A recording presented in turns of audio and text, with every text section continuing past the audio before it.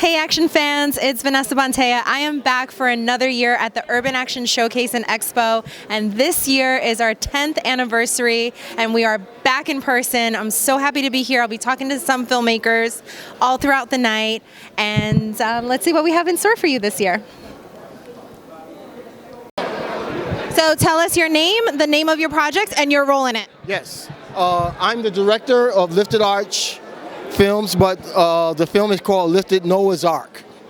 Okay, and your name and your role in the Lifted Noah's Ark? Malcolm Powell. I play the role T, and I'm also the production assistant. Very nice. And sounds like there's a biblical element to it. Can you tell us a little bit about the project? Yeah, Noah was an alcoholic, and he drank a lot. And we have the veteran in the film whose name is Noah. And he's an alcoholic. He meets a young lady who's in a violent relationship with someone, an overly jealous person, and they help each other out. He helps her get out of that relationship. She helps him become sober, and there's action along the way and a twist. The twist, Bible's got twists. So a lot of metaphor going on, a lot of metaphor. And what was your favorite part about the whole creative process? The whole creative process is working with the crew. These guys are really kept, as a director, I'm listening to what they have to say, their ideas, the whole process, the whole fun. I think right now is being here. This is the highlight. This is it. This is like success, right? I love it. That's right. This is the fruits of the labor. And what was your favorite part of the whole process? Being here, definitely. But being with the creativity of all the actors and the director. If it wasn't for the director, we wouldn't be here right now, because his creative energy is unmatched. So keeping up with him and getting here is the highlight. And I got to say one thing. Can I give a shout out? I want to give a shout out to the Austin School of Karate in Hollis, because that was my inspiration, was the Austin School of Karate. Ron Austin was a great martial artist, and as a kid I used to watch him and go into the school, and that inspired me to really, the martial arts in this film is inspired by that school. Oh, great. Well, shout out to them. School of Karate, way back in the 70s, guys. That was fantastic. All right. Thank you so much for being here. Congratulations and good luck in the festival. Appreciate it. Welcome. Okay, tell us your name, the name of your project, and your role in it. So my name is Kadma. So this year I actually was invited because I was at the last year's, not last year's due to the pandemic, but the previous one, because the one I was in was called The Art of Fighting Without Fighting. It gave me the opportunity to actually utilize my martial arts skills for once on screen. But I do have an upcoming project that will be here for the following one, which will actually be called The Get Down Gang.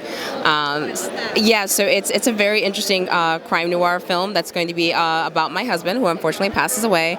And he's made a lot of friends and enemies for me, and I'm going throughout the entire city putting together a puzzle that he set out throughout the entire city so I can get $500,000. Oh, that's such a cool concept. And what drew you into martial arts in the first place? Actually, my father. So my father did martial arts while I was growing up. He was very heavy into the Japanese form of style fighting, so he started me off like in Shotokan, but I naturally gravitated over to Chinese form that's more comfortable for me. So I did Eagle Claw for quite a few years, then I recently switched over to Tiger, and then right when the pandemic happened, Shifu was showing me Snake, and so like now I have to go back to it because I really think it's a lot of fun. That's awesome, man. How badass, if I can say that. Did you have to switch up your training routine at all during the pandemic? So I did. I learned how to just sort of do more by myself, because it wasn't like I didn't want to go over to Shifu or see one of my Kung Fu brothers and maybe get someone sick. So I always had that panic. So I got really good at utilizing my imagination rather, and then working on more of my weapons. Just not too many of them because people might panic. They see you in a park is that a sword? It's not a real sword, I promise. I love that. And last question, what are you most looking forward to this year? I'm looking forward to just being outside and seeing urban action back. That's what I'm mostly excited for. I'm so glad, Demetrius. Thank you so much for having this back up. I'm excited. I'm just excited for everything. Yeah, I was saying like we're celebrating the 10th anniversary this year. It's a film festival, but also it's almost like a mini reunion because we all haven't seen each other since 2019, and it's just crazy to think about. Yeah, that's the part I'm mostly excited about, seeing everyone here. Awesome. Well, really nice meeting you. Thank you for being here. Yeah, and we're gonna have fun. Okay, tell us your name, the name of your project, and your role in it, and then I'll just like go around. My name is Jay Burrows. I am the co-director and writer of the Fearless 3. The Fearless 3. Fearless 3. Fearless 3. Okay, great. And your name? I am Jamal Hall. I'm the director of the Fearless 3, executive produced by Alonzo Haran. My name is Kalia, and I was in Fearless 1. Oh, nice. What was it like co-directing? Because that's kind of an interesting dynamic. It was very interesting learning from this great man right here. Very humbling experience. Actually, it was the second project we worked together. So we had a lot of fun, a lot of moving parts, a lot of action. So it was a great deal for me to absorb.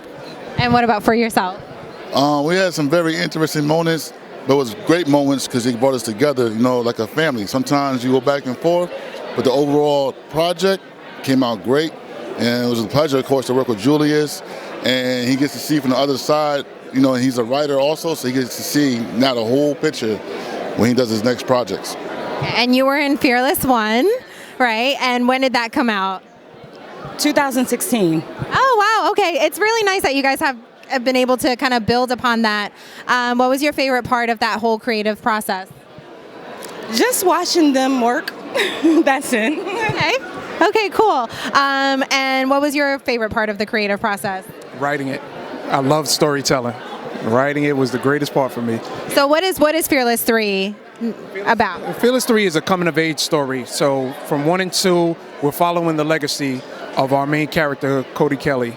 But now we have an interesting twist because now we have Timok playing a bad guy in this one, which is rarely seen. He's usually the hero. So it was interesting to have him as a bad guy. Oh, that's interesting. And you thought of that.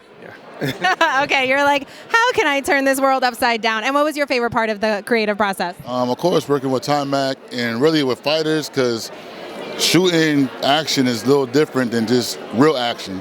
And so sometimes we had a fight choreographer. He did a real good job. And, favorite part for me was just working with the different, we had, of course, some other celebrities in there and just being able to judge their personalities, but get what you want at the same time. So it was definitely all together. It was fun. And actually, one was like a family film.